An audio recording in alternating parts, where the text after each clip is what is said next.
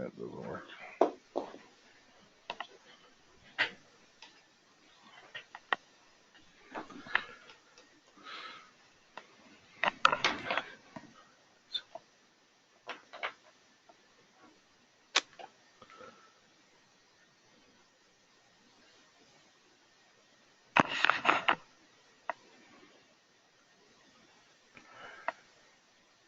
Hi, good morning, everyone. My name is Mike Tabor, and today we're doing Keystroke Live on Summarize History. We haven't done it for a few years, so we thought we'd go through the process and show you some powerful tools you can use and how the process works. Since we don't have very many attendees, if anyone has a problem hearing me at this time or cannot see anything on the screen, or if I get going too fast, please use the chat window down below, or just go ahead and communicate with me. I'm going to leave the microphones on at this time. So today we're talking about Summarize History, and this is Keystroke Live. We do Keystroke Live every Wednesday at 10 o'clock Mountain Time, and the first of every month we host it by Michael Gedd, the president, and today we're talking about Summarize History. Some of the features for Summarize History is that it's easy access to see what the sales or purchase history and the quantity on hand history would be for any period of time.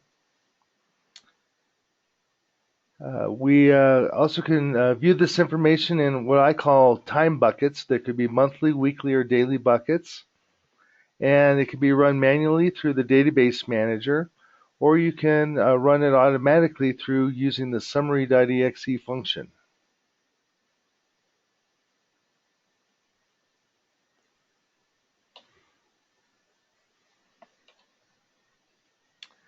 I'm going to show you in Keystroke right now, before I generate any history information, about what your choices are to look at any item or customer or vendor information. And then we're going to see how we can use the Summarize History to kind of give us a snapshot of either one customer, one vendor, or one item at a time. So I'm going to move over to Keystroke here.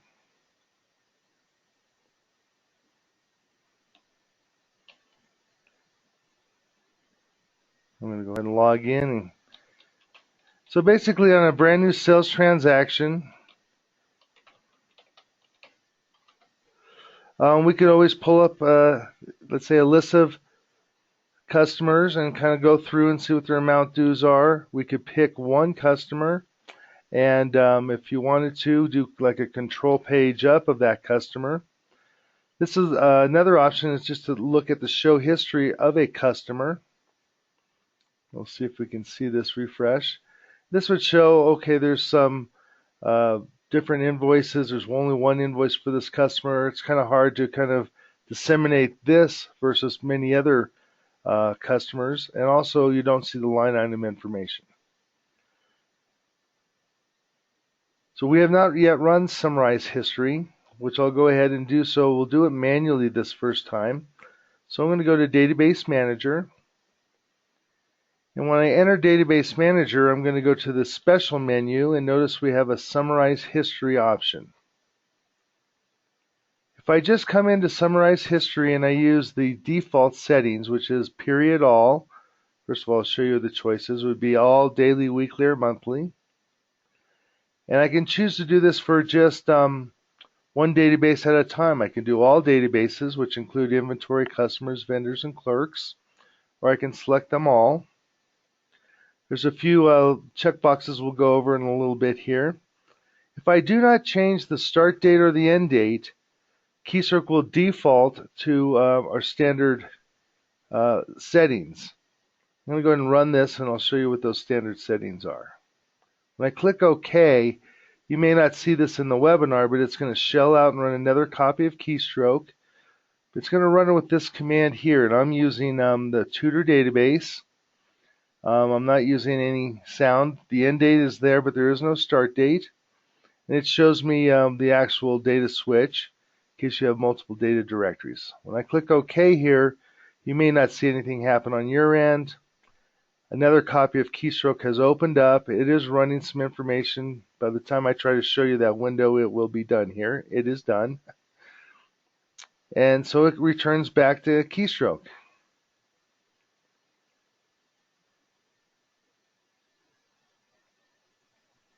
So the defaults that it does if you don't change anything in the settings is to show you 7 daily files for every single item, every single customer, every single vendor, every single clerk.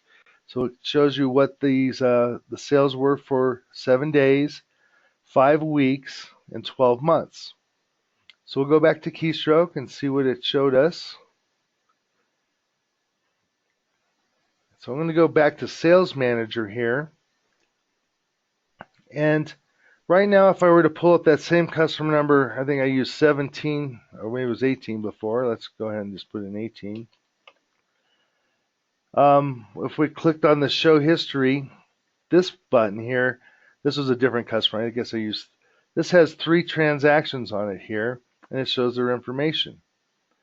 I'm going to close this methodology and show you the summarized history that's been in Keystroke for a long period of time. So when looking at any one customer record, you can hit the Control F5 key. And this is on your keyboard template. It's also on the F1 help under function keys. And in doing so, it's going to show you that this customer, Ann's Big Store, hasn't purchased anything in the last 7 days.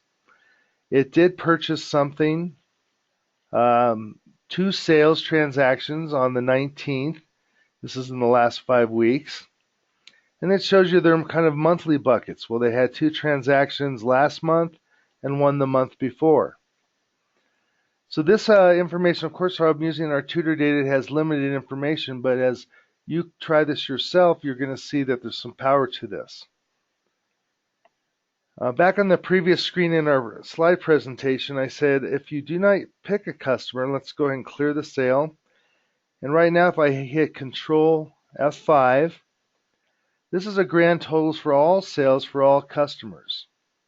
So this will show you on the 13th I had 1 sale, on the 12th I had 1 sale.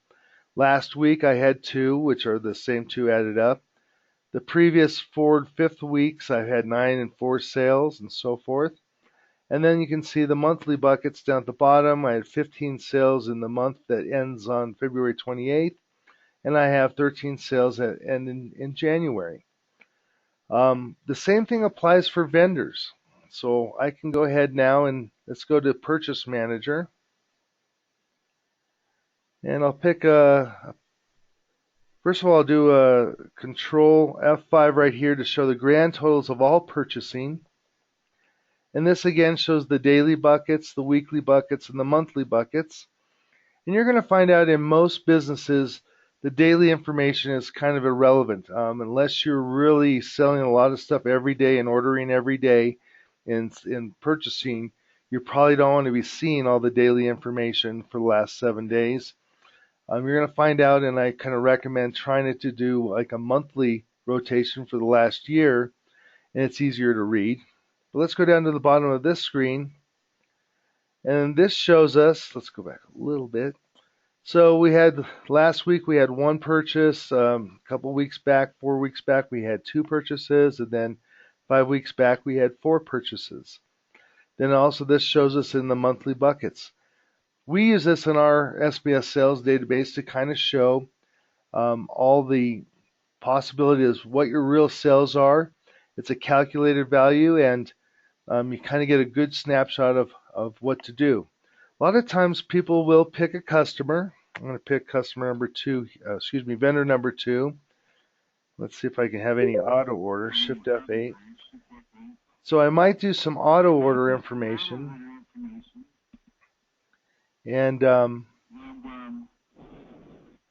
going to mute the crowd here since I'm hearing some background noise. So this might be like an auto order function. Excuse me, make sure I'm back where I was. Yep, the auto order function. This might say, okay, these are items I need to order because they're falling below their minimums. This data may not be very helpful because if I hit Control F5, I've looked at this earlier. I've never sold this item. I've only purchased it back in January of this year. And so what you normally would use this for would be to do your auto order function, go through every line item and say, hey, what did I really sell last month or the month before or last week or the last 5 weeks? Maybe that information will help me reorder my quantities and maybe pick the right quantity on hands to order. So it's really very helpful in the purchase manager. And what I'm going to show you is some kind of file structure on how the summarized history actually works. We'll come back here in a second.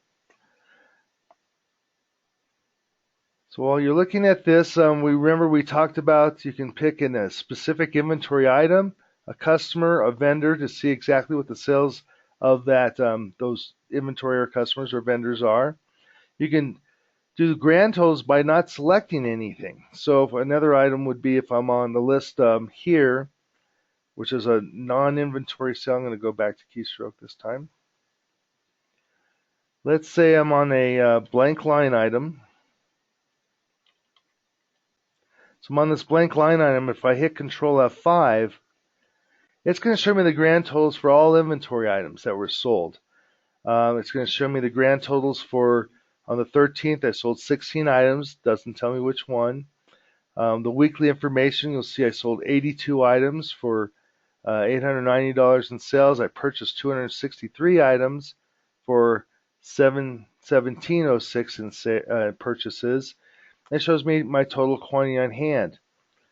So this is kind of a powerful tool. Remember that the grand totals process works when you either do not select an inventory item, do not select a vendor, or do not select a customer, but you're ready to and waiting to select those items.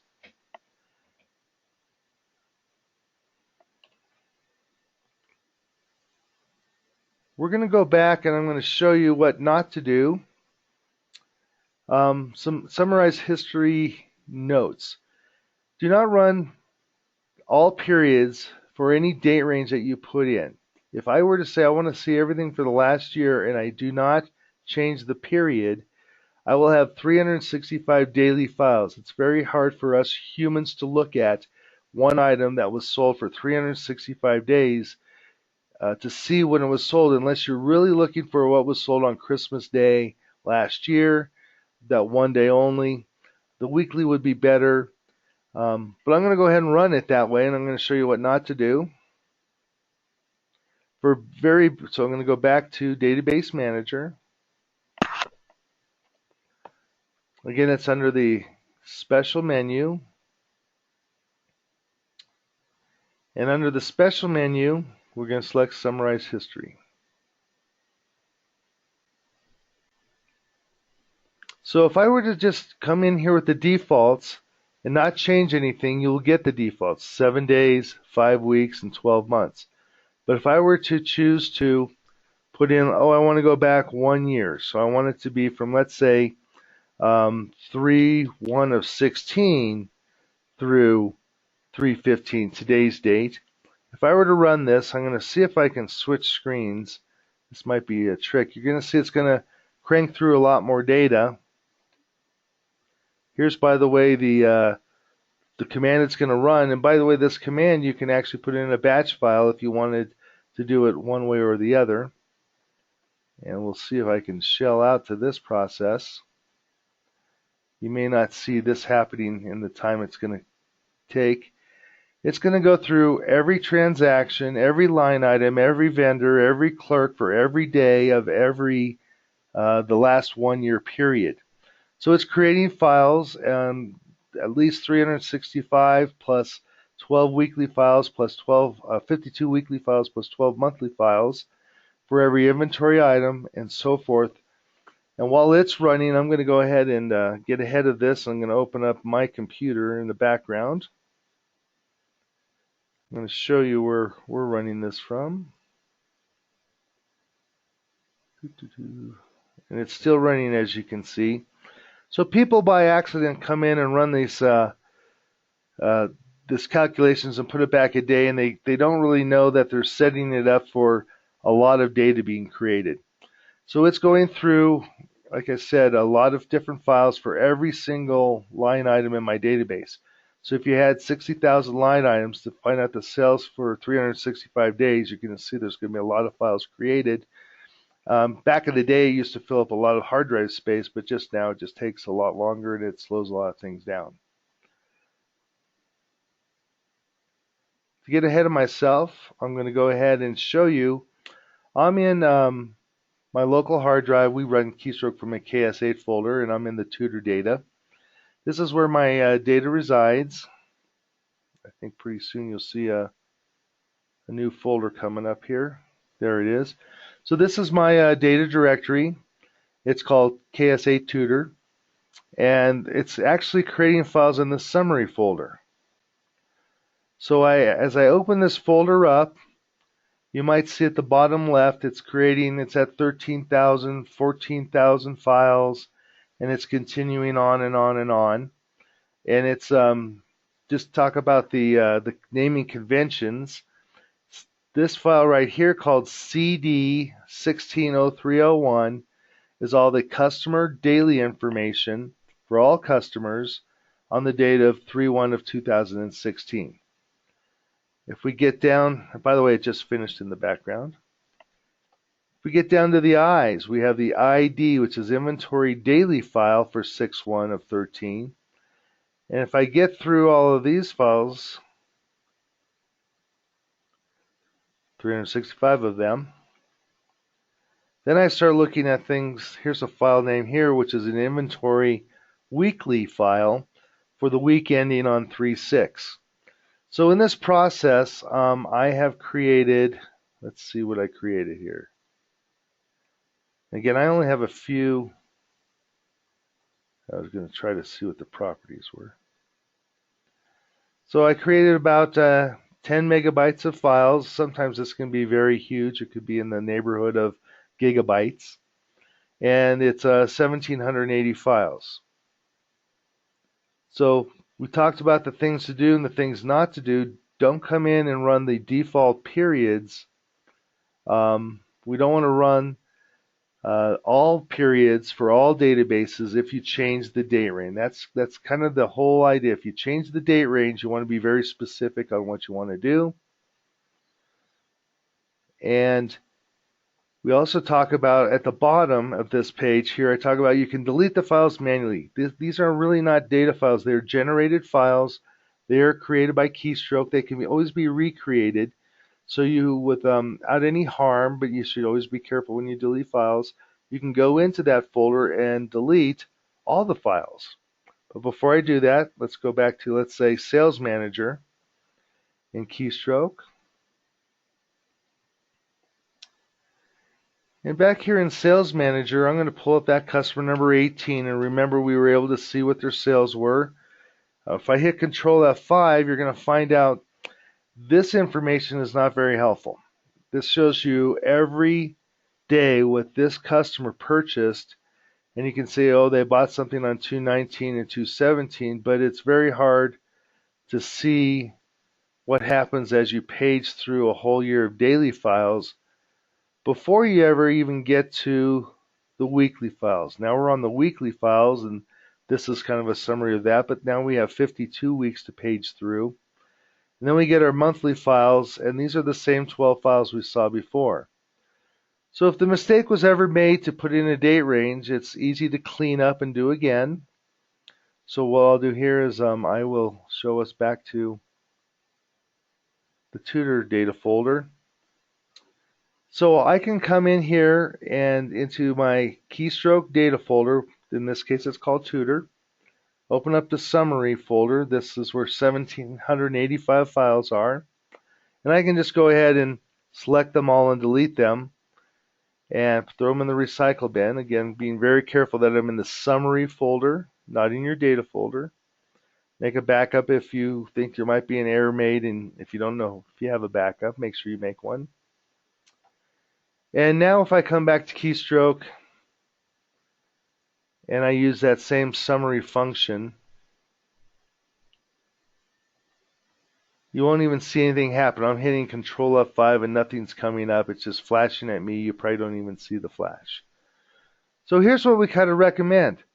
Start out with something simple like Going back to Database Manager, we're going to again go to the Special menu and start with something simple, like let's just run it for my inventory for monthly. So if I can hit enter a period, I say, well, maybe I just want to do monthly files. And I really don't care to see what my clerks sold every month, but a lot of people do. But I'm going to go ahead and select just inventory. And now I could go back something like, I don't know, let's say 2 years, or maybe let's start on 1/1 of 15. And the monthly files, we'll make a monthly file dated in March. And if you were to run it tomorrow, the March file would be up to date. It actually goes back a couple months and says, because you ran an incomplete month, I'm going to go get the last 2 months anyhow just to see if things were changed. You could also end this date on like 2/28 of 17 if you want to be very specific. Then you'll know you'll only have a February file in there. You won't have a March file. But let's go ahead and leave it as it was today. Sorry, let's go back to 315. I'll run this. It's going to show you a different command line. It shows the period equals M, database equals I, start equals the date, end equals the date. So you can put this in a batch file if you just want to, at the end of every month, have it recalculate the last, let's say, 12 months or 2 years of files. And we actually only, if we see redundancy, we don't go regenerate the files unless they've been deleted. I'm going to go ahead and run that. It's going to shell out. You don't see it happening. And it completed, and it closed, and then it comes back here to Keystroke. And so now I can go back to Sales Manager. I've kind of cleaned things up. I can put in that one customer number 18 and hit Control F5. Now, at least I think I can. Well, maybe they don't have a... I think I put the wrong dates in there. Well, let me go ahead and rerun this because I think I was talking and changed some dates. Period. Monthly database. Oh, I didn't generate the customer files. So let's say I want to go regenerate the customer files back to 1/1/15 through today. Let it run while it's doing its thing. I'm going to jump back into Sales Manager here. So I had pulled up customer number 18 and I hit Control F5 and nothing happens, and I just realized, oh, I just created inventory files and not customer files. So now I pulled up customer number 18 and hit Control F5, and it shows me there are 2 years of monthly files here. Of course, my data is very limited, but you'll actually enjoy seeing this. Try it out yourselves. If I were to go back and let's say I'm on a blank line item and I hit Control F5, it's going to go back and show me all the sales for all items in the last 24 months or whatever I picked there. It's actually a few more months after that. So you would have a lot of populations here. But if I were to go to, let's say, the vendor database or the clerk database, you would see it wouldn't really show anything about those because I didn't generate it. So here's an item I know I've sold. It's called an 11-inch writing tablet. I can hit Control F5 just on it in a query box. I don't need to be in sales or anywhere else. And it kind of shows me some information over the last months.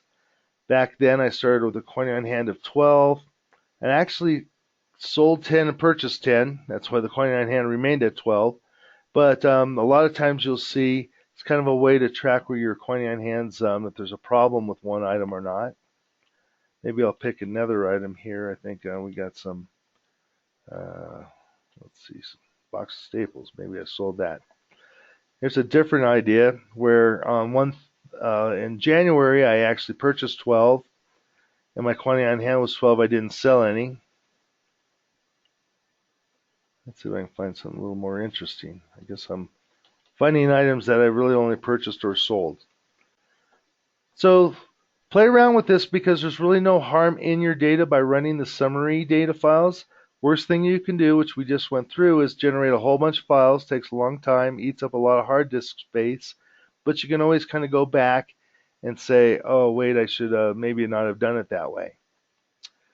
So we kind of talked about What not to do, don't run the all periods for all databases if you type in an actual date range.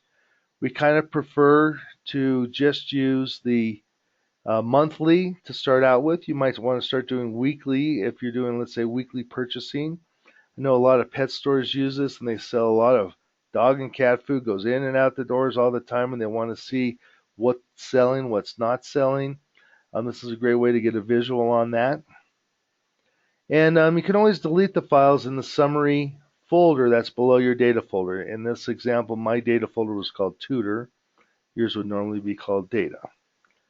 So we've kind of gone through quickly the summarize history function. Go ahead and play with it. Really, you can't do any damage to your data. You're not actually changing keystroke data. That remains the same. You will be generating files in your on your hard drive. But you can go ahead and try that. If you want to do just for clerks, you could say, I want to see the clerk weekly files, what clerks are doing what every week, and it kind of gives you a ballpark figure on, let's say, who's doing what. And so there's a lot of different opportunity and power with this. So I'm going to go ahead and open up the information here. I'm going to open up if anyone has any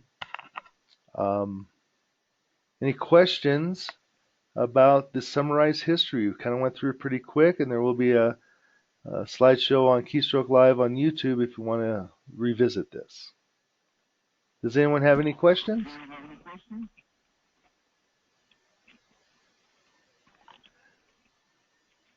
There's one in, that's not actually, it's not a question, it's a comment in the chat. Oh, yeah. I saw that down there. It says, have them back up before deleting anything. I think that's always a great idea. Yep. And you will see that if you, you could accidentally make mistakes and be in the wrong folder, and you might have a bad day. So always make a backup. Never hurts. All right, well, thank you. Next week's going to be David Hunsinger. He's going to go over the database default screens, okay? Thank you. Have a good day.